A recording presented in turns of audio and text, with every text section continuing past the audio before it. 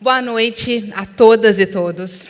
Saudações especiais aos nossos anfitriões portugueses, aos brasileiros e aos africanos lusófonos presentes. Eu me chamo Adele, sou brasileira, e essa é a minha primeira visita ao país dos meus colonizadores. My name is Adele Godoy Vrana. I am Brazilian, and this is my first visit to my colonizer's country. And my name is Siko Bouters. I'm American, and although most of my ancestors come from Europe, I haven't been to Portugal since I was a little girl. Tonight, we are going to take you on a journey through our own colonizer and colonized pasts, and talk about how this still impacts all our lives today, Including online. including the knowledge commons. And we have to warn you, it could get a little heavy, because talking about this stuff isn't easy. But we really hope you'll come with us on this journey, and let's just see where we all end up together. And this particular journey begins with our fathers. My father died 8 months ago. On a Wednesday in September, he called me in the United States, and he asked me to jump on an emergency flight to accompany his transition from life to death. So I traveled 5,000 miles to the Netherlands over 24 hours. And we sat down to breakfast the next day, and he told me he'd like to die on a Tuesday.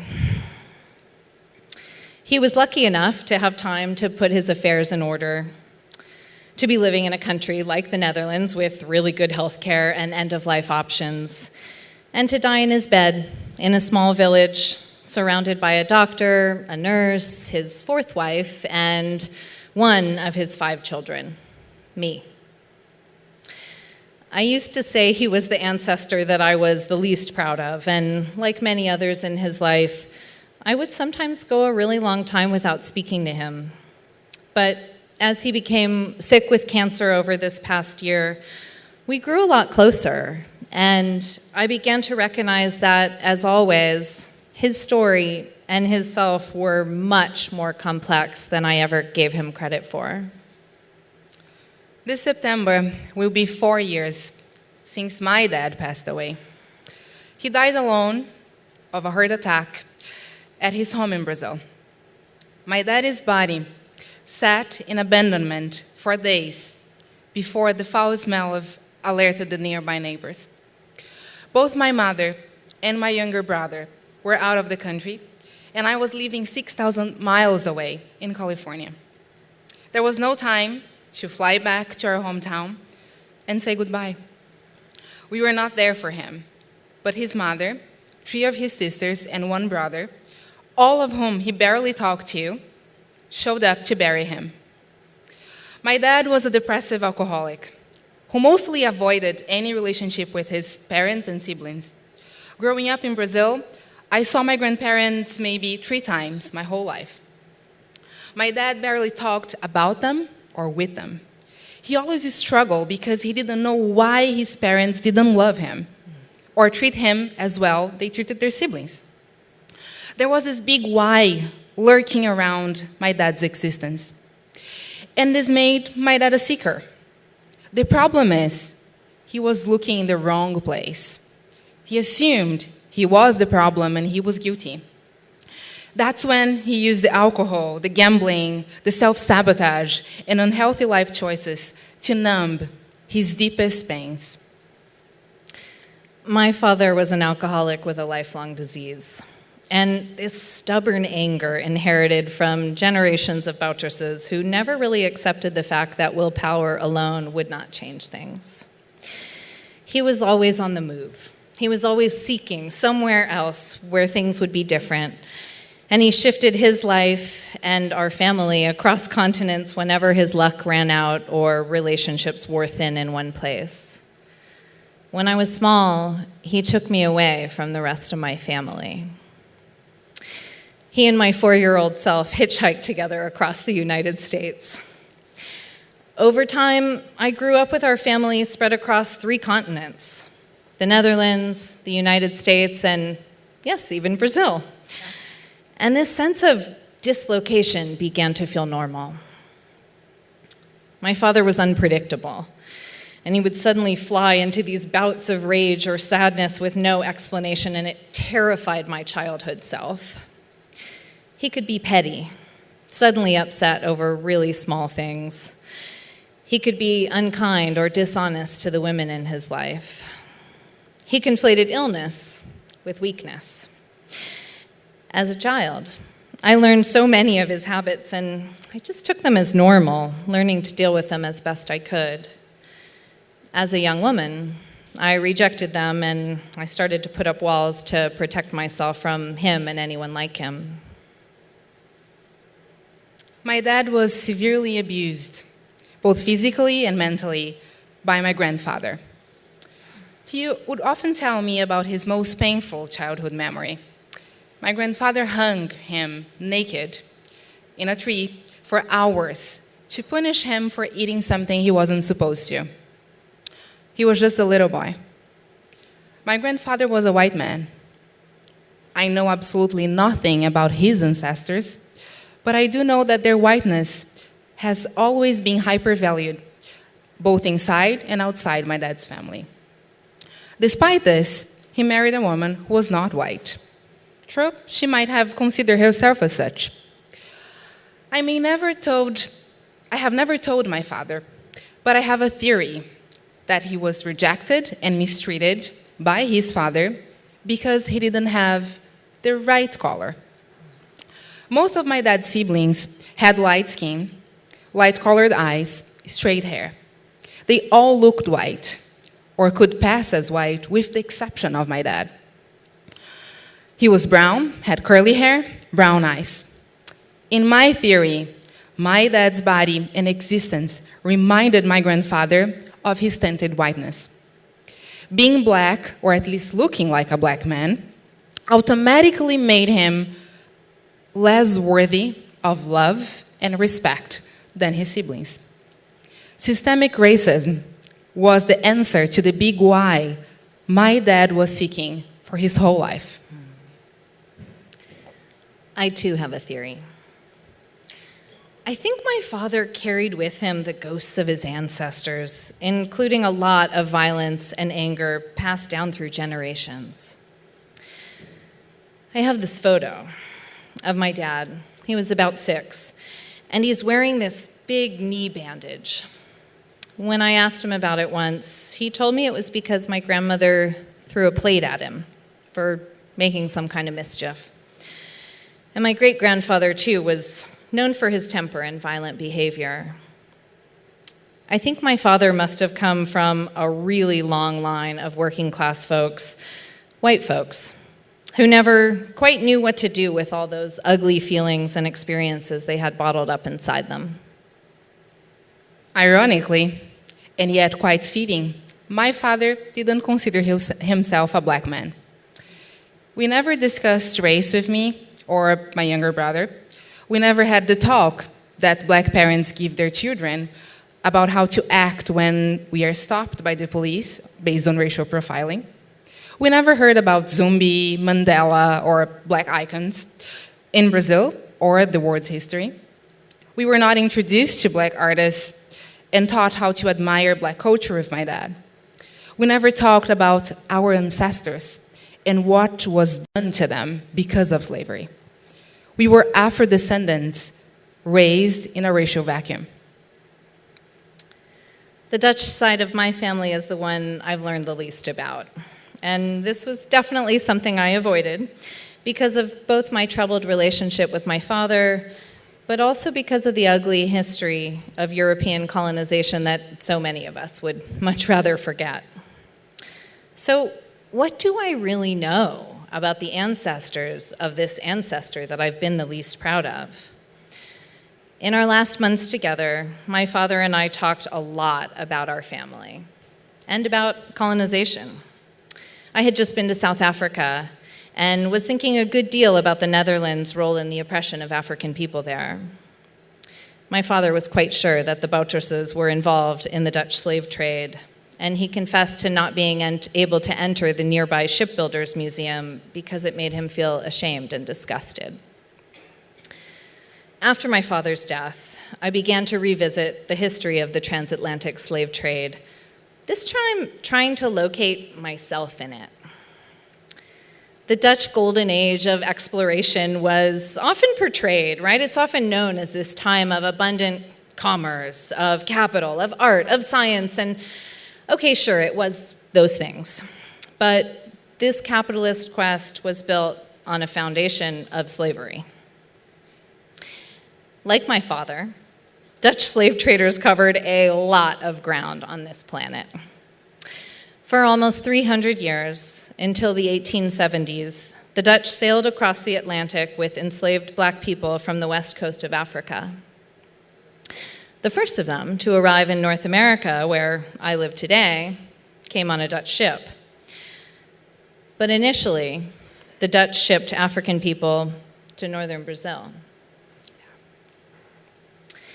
It's devastating to think that two women I know and love so well, you, Adele, as well as my youngest sister, who is also Afro-Brazilian, are quite possibly the descendants of those enslaved people. And I am quite possibly the descendants of their traders. What were their lives and stories? As the descendant of the free African people who were once enslaved, I don't know my ancestors' lives or stories. I know there's a chance that my ancestors could have been brought to Brazil on a Dutch ship. Right, because the Dutch ripped over 500,000 African people from their homes. Yeah, but most likely they were captured and brought to America by the Portuguese. The Portuguese who sailed to Africa from right here in Lisbon were responsible for over 40% of the transatlantic slave trade. They shipped over 4 million Africans to their colonies, including Brazil. And Brazil was also the last country in the world to abolish slavery in 1888. I feel the pain of being the descendant of the Africans who were brought as slaves to Brazil, either by your Dutch ancestors or the Portuguese. But just as strongly, I feel the invitation to think about my own ancestors and the effects of colonization from a seeker's perspective. And so, we've embarked on this journey of exploring our ancestors together, of braiding our stories of the past together in order to understand how colonization and racism shapes our collective lives today. Growing up in the California public school system, I had generally understood history to be the stories of dead white men who I felt little to no connection with. As a white settler, living on Native American land, I definitely knew enough to understand that a lot of people had been killed and had things stolen from them so that white families, just like mine, could have a new home. And I knew I wasn't being told the whole truth at school. I wasn't taught, for example, that many descendants of those Native people are still alive today. I didn't know that there is a 600-member tribal band, the Amamutsun, who are still fighting for federal recognition and land rights precisely where I live. I couldn't really locate myself in all those old kings and governors, soldiers, and battles. I wasn't taught how to place women and girls like you and me in those stories. I felt the gaps in the silences. And again, I had this overwhelming sense of dislocation. So I just tuned out. Yeah, growing up as an Afro-Brazilian, the idea of looking back to my ancestors sounded unattainable. I didn't have the financial resources, the time, or emotional support to do it.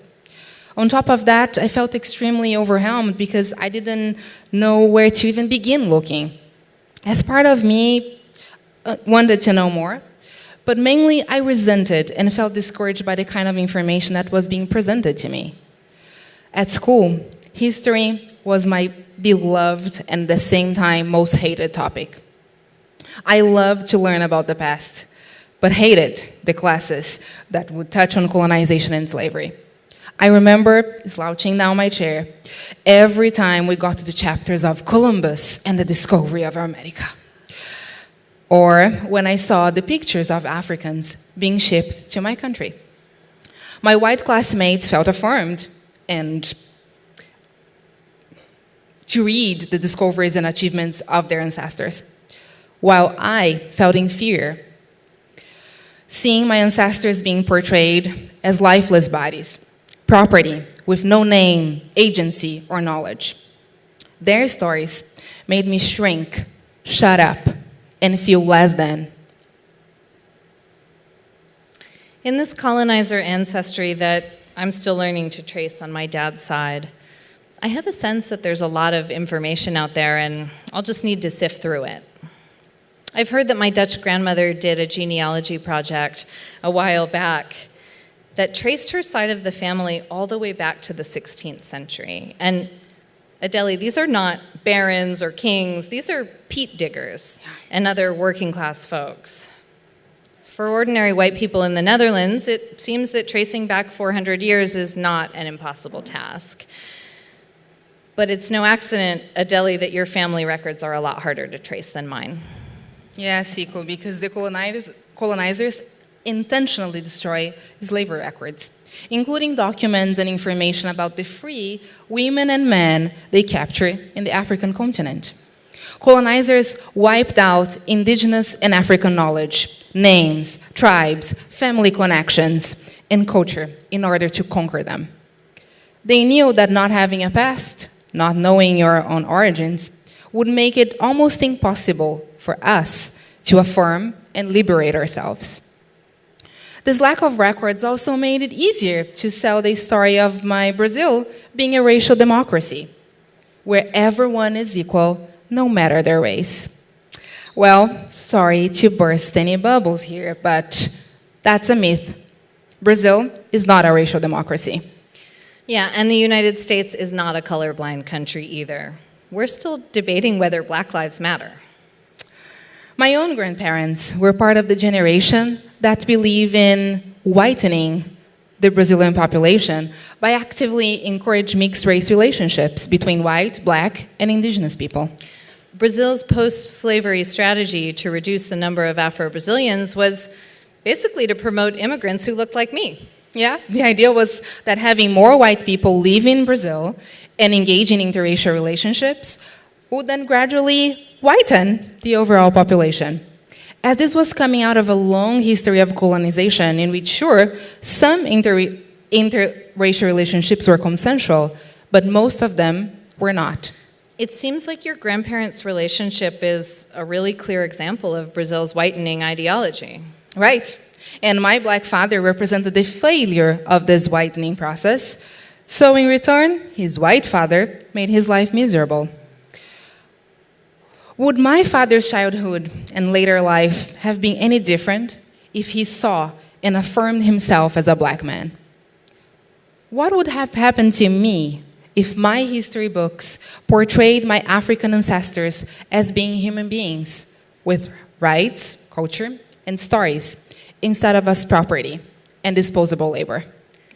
Knowing is a choice. And there's a cost we, as individuals, communities, and society pay when we choose not to know. For my dad, my family, and myself, whose ancestors were colonized, not knowing can be destructive or even fatal. And for my dad, my family, and myself, whose ancestors were colonizers, not knowing or talking about it eats away at our hearts.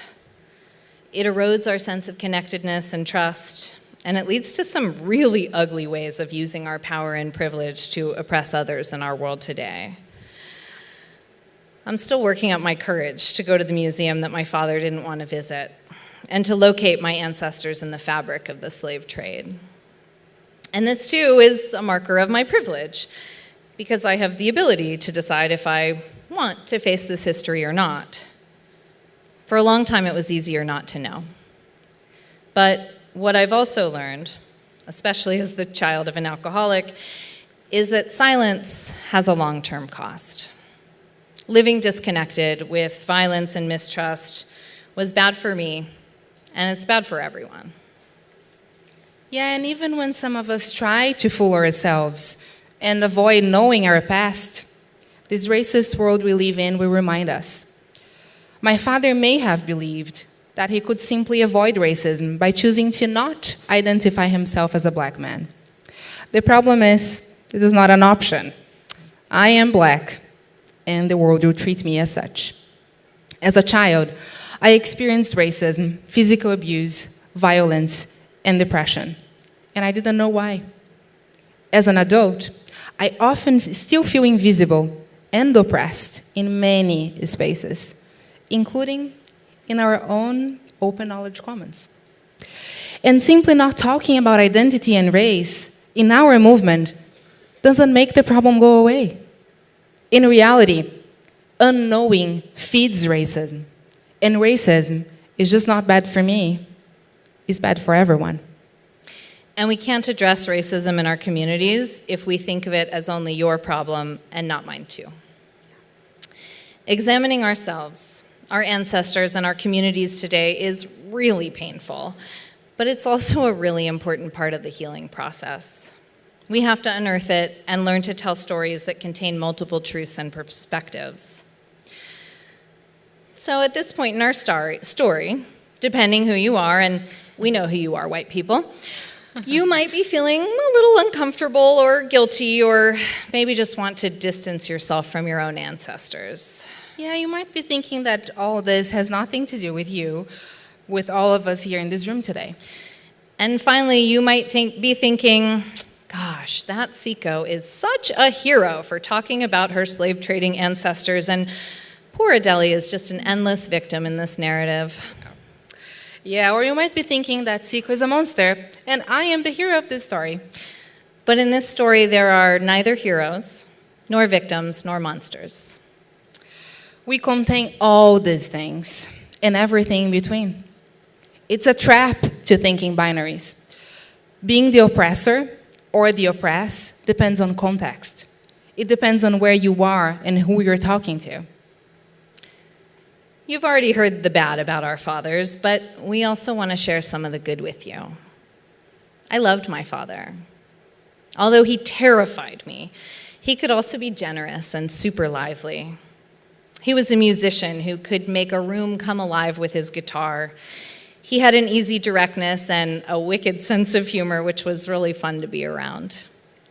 He had a background in biology, and through him, I learned to look closely at the natural world around me, to forage in the woods, and to love nature and the outdoors in all of its glorious big and small moments. And because he brought a translator's mind to the culture and political economy of each place he lived, from him I learned early on that ours was both a deeply connected and a deeply fragmented world. Other than his children and a bunch of memories, not much was left behind from my dad's life. But he did leave me with a letter in which he offered me this wish. May your path be wondrous and have an impact on this difficult world. I also loved my father. His life was not filled with huge, memorable achievements. He didn't leave many things behind, but still, he has a legacy. He taught me that acknowledging and accepting feelings is as hard as it is rewarding. My dad showed me that vulnerability is a superpower and not a weakness. I learned how to say I'm sorry from him. He was also the first man I saw crying without shame. It was probably my first feminist learning. Men can cry too, and that's okay. And now, when I have dance parties with my children, I remember that my father too filled our home with music.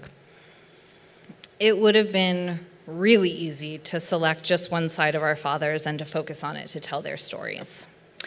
Instead, we choose to acknowledge that they contain multitudes, as we all do.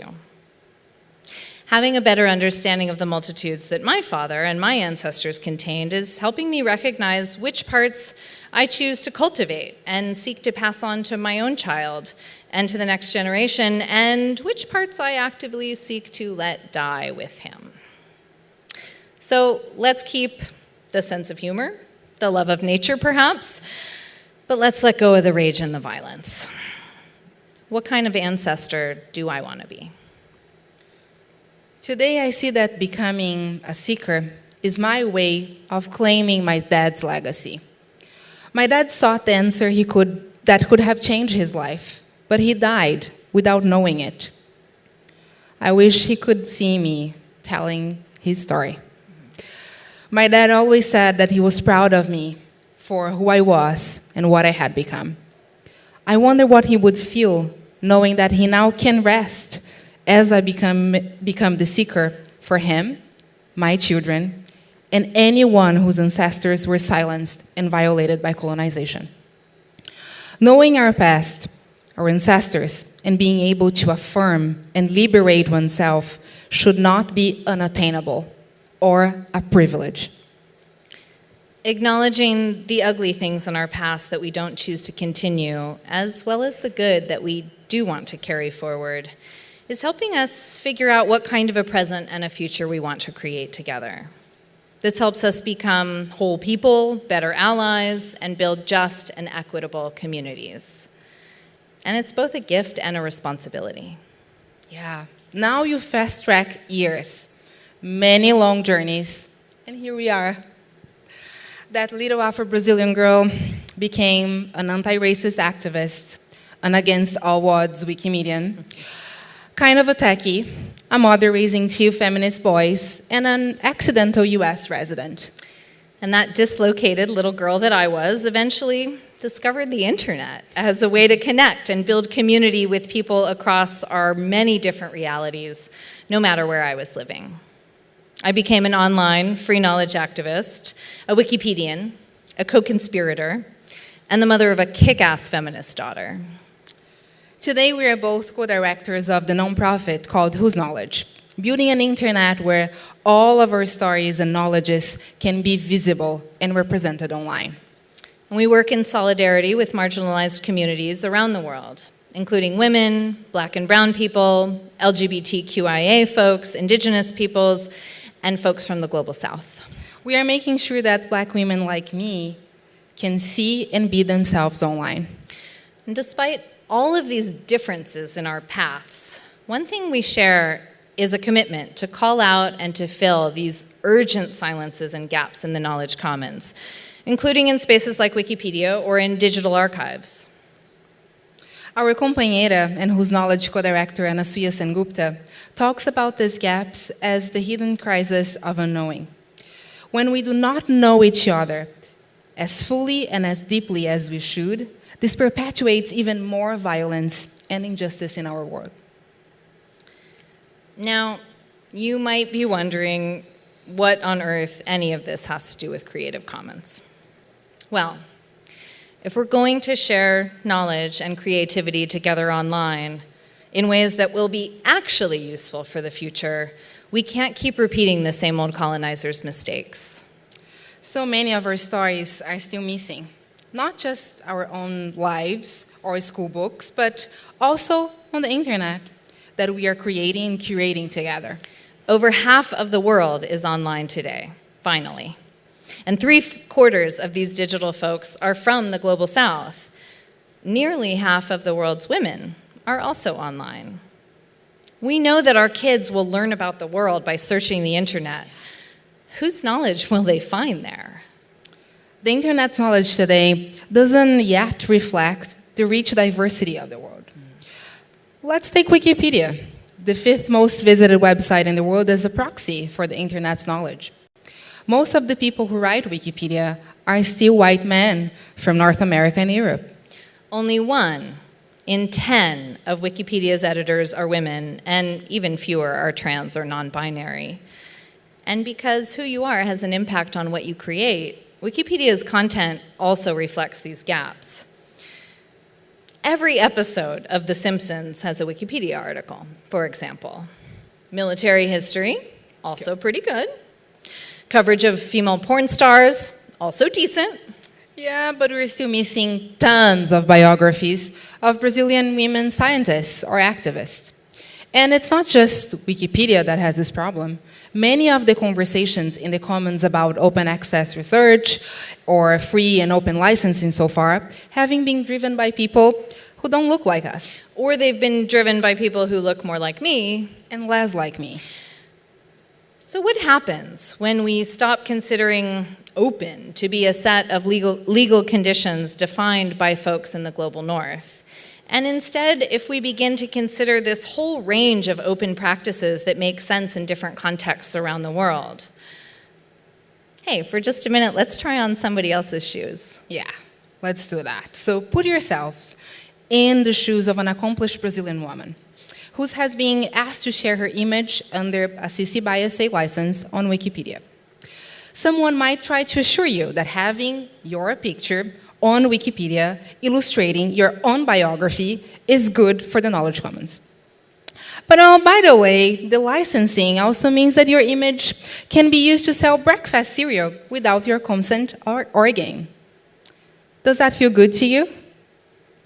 After colonization and slavery, can you trust that the knowledge commons will respect you, your image, and history? Will they ask for your consent? Will they consider changing their open policies to protect and center you? Or are you the only one who has to change? Or let's try on the shoes of a member of the Kumeyaay Nation. That's an indigenous community whose lands stretch across what's also known as going from Southern California to northern Baja, Mexico. You see knowledge as something collectively stewarded by members of your tribe, as something that's passed down from elders to the next generation, as something to be protected, and sometimes shared only in certain contexts. And through colonization, you've seen just how many of the things you protect and share are stolen from you by the colonizers, time and time again. Do you think you'd trust the open movement to do something different with your knowledge this time around? Does the idea of public domain, which makes some knowledge suddenly available to everyone, everywhere on this planet on a random date, make any sense to you and your community at all? Creative Commons is a really important part of the open knowledge movement. And in this open movement, even our best aspirational frameworks still contain a whole lot of colonizers' assumptions that are based in unknowing. And in order to not recreate the oppression of the past, we need to understand it better. We need to make the choice to know and to confront colonization and racism, despite our own discomfort or pain. And we're going to make mistakes along the way. I mean, you and I do that all the time, but it shouldn't stop us. And only then, with this foundation of mutual respect and shared understanding, can we begin to reimagine and co-create an open knowledge commons that truly represents us all. Adele and I really wish we could give you the 5 easy steps for decolonizing the internet and the commons. I mean, wouldn't that be nice? Yes. Yeah. But here's the thing. Colonization was a process that was built over hundreds of years, and it's going to take more than a few easy steps to undo it. And as we go into the rest of this conference, instead of simple instructions, what we invite you to do is ask yourself some of the questions we have been asking ourselves on this journey. How have I benefited from colonization, racism, or simply just maintaining the status quo? What from my own past do I choose to carry forward? And what should I let die? Whose knowledge is still missing? And what can I do to support and honor the people who can best fill those gaps and silences? What kind of ancestor do I want to be? Thank you.